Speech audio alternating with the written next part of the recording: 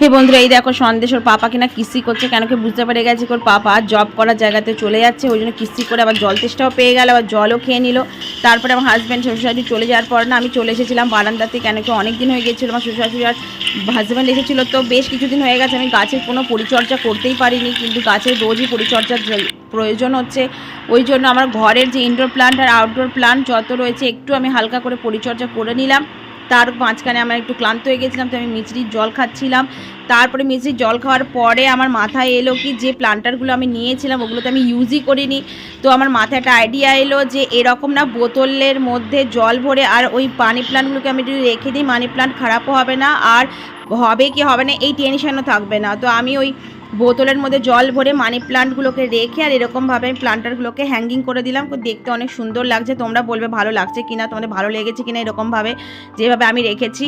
তারপরে কি করলাম, যে বোতলের যে কাটা অংশটাকে না পাখিগুলো ছোটো ছোটো পাখি আসে আমার বাগানের মধ্যে, তো ওখানে আমি রেখে দিলাম, কি ওদের যদি খাওয়ার ইচ্ছে থাকে তো ওরা খাবে, পরে আমি বাজরা নিয়ে আসবো। তারপরে সময় হয়ে গেছিলো আমার কি পুজো করার, ফ্রেন্ড পুরো আজকে আমার ব্রত ছিল আজকে আমি খাবার খেতে পারবো না।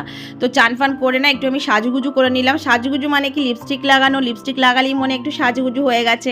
তারপরে রুহিকে নিতে চলে গেছিলাম। আর ঠাকুরের বাসন দেখো আমার কাছে এইটুকুই বাসন আছে, কেন কি আমার শাশুড়ি কলকাতাতে আমাদের জানো বাঙালিদের কত ঠাকুরের বাসন হয়, যেটা আমার কাছে নেই। আর এই যে ফলটা আমি তোমাকে দেখালাম, এই ফলটা হচ্ছে এখানকার ফল, আমি জানি না কলকাতায় পাওয়া যায় কিনা এখন, কিন্তু এখানে আমি এসে ওই ফলটা খেয়েছি, আমার খুব ভালো লাগে এই ফলটা। এখানে এরা আড়ু বলে ওই ফলটা, পাহাড়ি ফল হচ্ছে। তোমরা বলবে কি কলকাতাতে এই ফলটা পাওয়া যায় কি না। সন্দেশ ফলের এই যে ফলটা আমি খাচ্ছি, এখন আমি এই ফলটার কথা বলছি। সন্দেশ ফল খাচ্ছি দেখে ওর আবার শরীরটা একটু হিলে গেল।